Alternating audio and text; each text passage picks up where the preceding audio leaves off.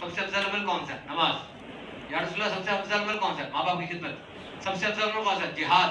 ایک ہی سوال ہے, ایک ہی سوال ہے, ہر ایک کو الگ الگ جواب دیے جا رہے ہیں. کیوں؟ وہ نبی ہیں, انہیں پتا ہے اس کو کیا جواب دینا ہے.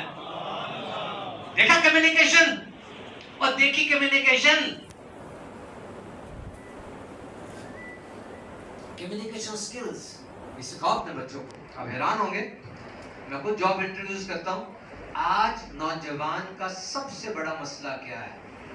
باپ بتائیں مجھے, میں سچ کہہ رہا ہوں کہ جھوٹ کہہ رہا ہوں.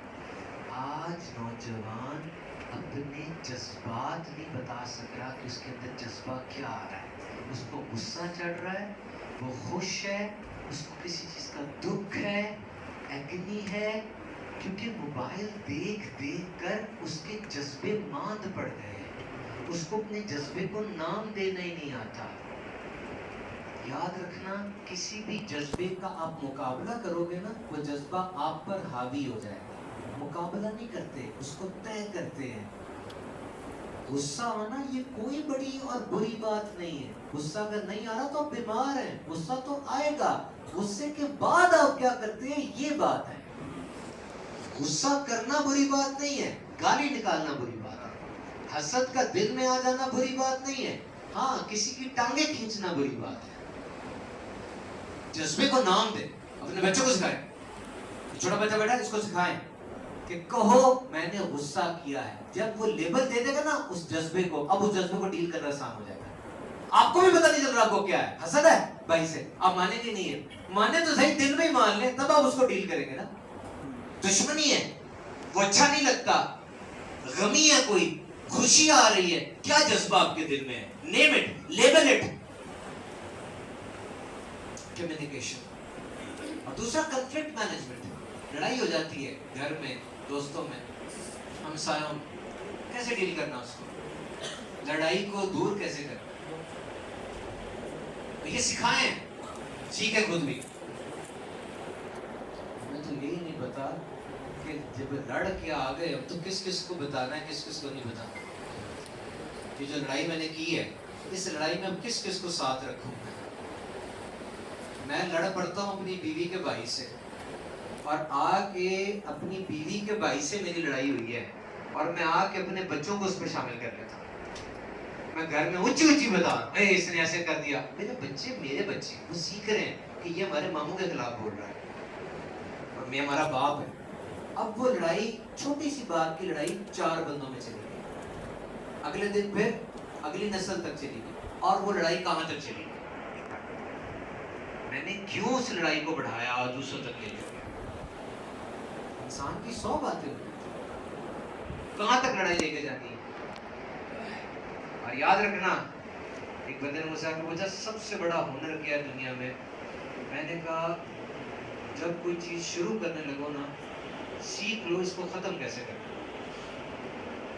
آپ لڑائی ہوئی ہے اس کو چھوڑ کے نہ جائیں, ختم کریں اس کو, ورنہ آپ کچھ عرصے بعد آئیں گے تو وہ جو اتنا سا بیج تھا, جتنا بڑا کانٹے والا درخت بنا ہوگا, اس کو ختم کریں.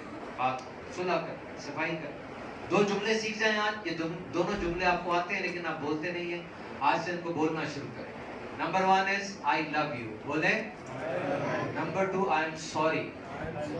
یہ دونوں لفظ بہت زیادہ بولا, بہت زیادہ بولتے رہا, آپ کی زندگی سکون میں گزرے گی. بولنا کس کو ہے.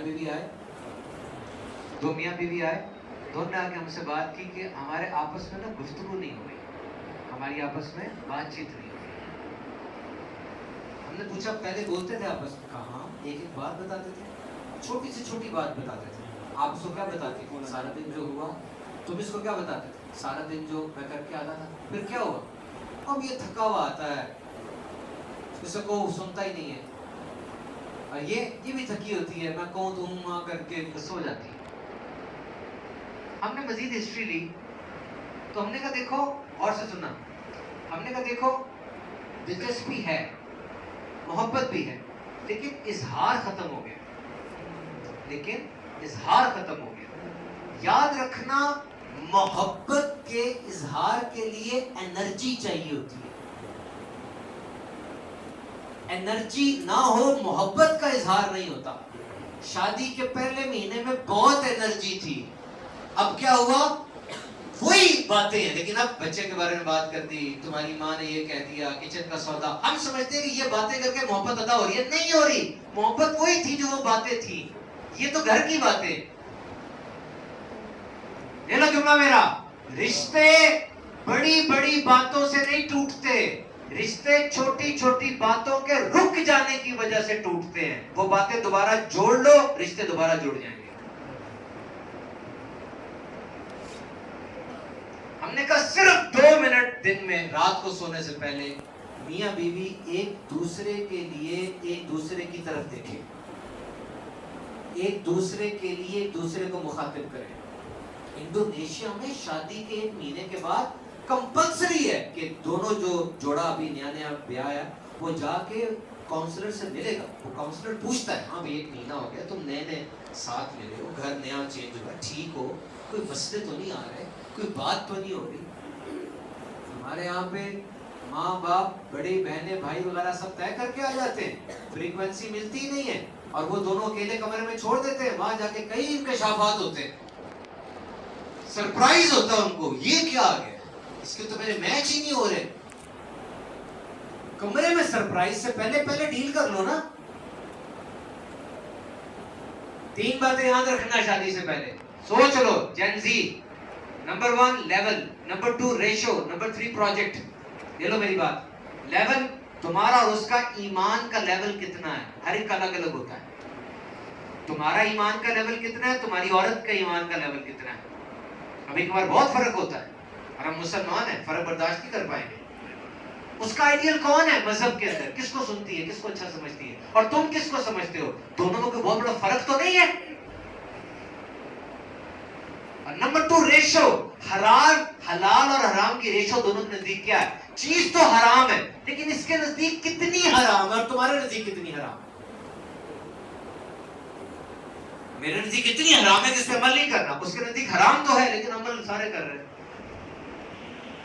اور پروجیکٹ, وہ خدا کا نام ہے, تم ایک عورت سے شادی کر رہے ہو, اور عورت کو پیغام ہے کہ تم ایک مرد سے شادی کر رہی ہو, کسی پروجیکٹ سے شادی نہیں کر لی کہ میں اس کو ٹھیک کر دوں گی یا میں ٹھیک کر دوں گا. کوئی ٹھیک ٹھوک نہیں ہوتا.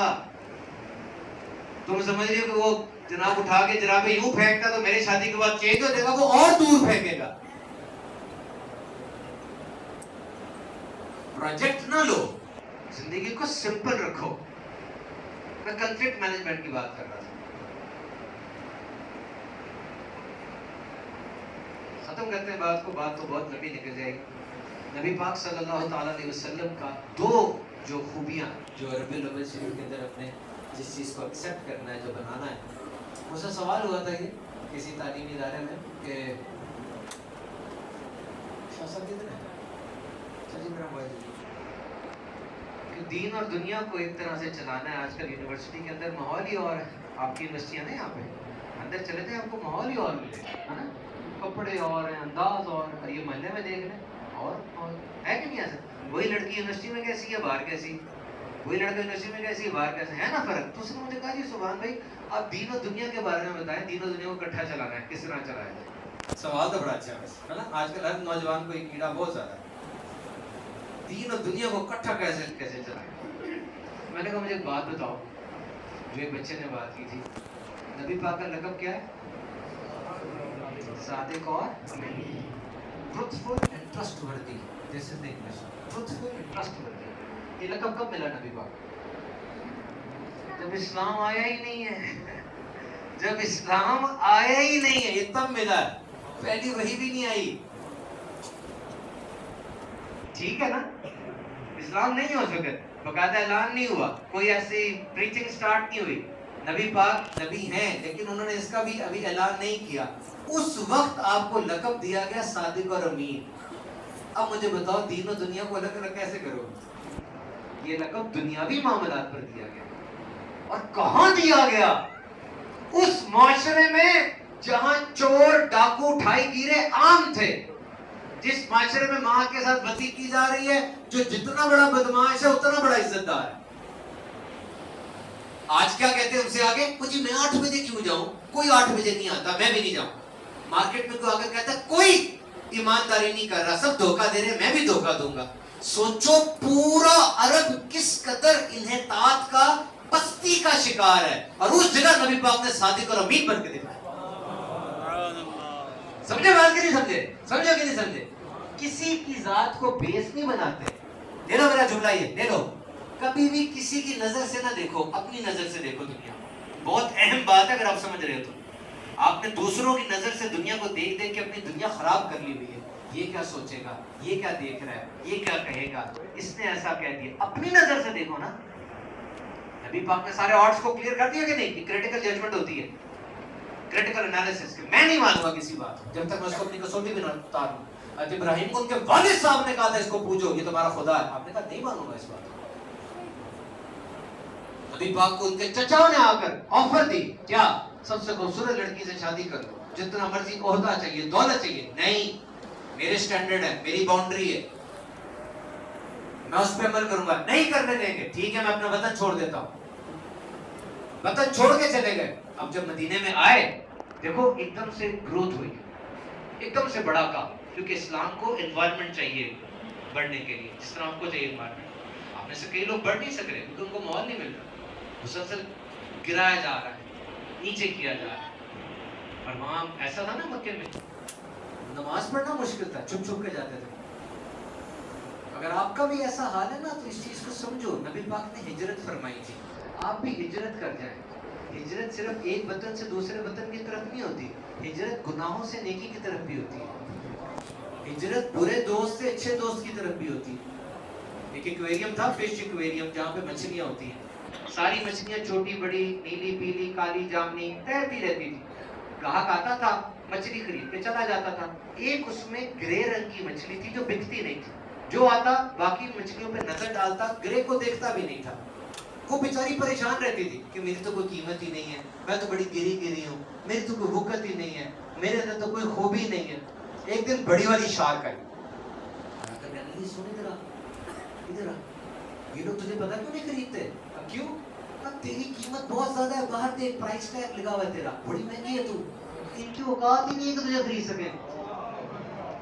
جو آ رہے ہیں نا لوگ، یہ چھوٹے لوگ ہیں، تو بہت بڑی ہے، ان کی تو اوقات ہی نہیں تجھے دیکھ سکے. اس لیے اس کا سینہ کتنا چوڑا ہوا نا. تو اس طرح کی شارک ہے آپ کی زندگی میں کوئی جو آپ کو آ کے بتائے کہ تو کچھ ہے، تیرے اندر کیا ہے، تجھے کھڑا کرے آ کے. اور اگر نہیں ہے نا تو آپ کسی کے لیے بن جائیں، آپ کسی کے لیے بن جائیں. اگر آپ کی زندگی میں کوئی ایسا نہیں آ رہا، یاد رکھنا چیل 15,000 فٹ کی بلندی پہ اڑتی ہے. 15,000 فٹ. یہ جو جہاز ہوتے ہیں ہمارے بوئنگ 747، یہ 35,000 فٹ کی بلندی پہ اڑتے ہیں. اور یہ جو F-15 لاک ہیڈ اور B-2 بامبر ہوتے ہیں، یہ 50 فٹ پہ چلے جاتے ہیں. چیل 15,000 فٹ پہ جاتی ہے. اور سننا، میرے ساتھ رہو. چیل کتنا اڑتی ہے؟ 15,000 فٹ پر. اتنا اوپر، اتنا اوپر کون دوسرا پرندہ اڑ سکتا ہے؟ دوسری چیل. اتنا اوپر کون اڑ سکتا ہے؟ دوسری چیل.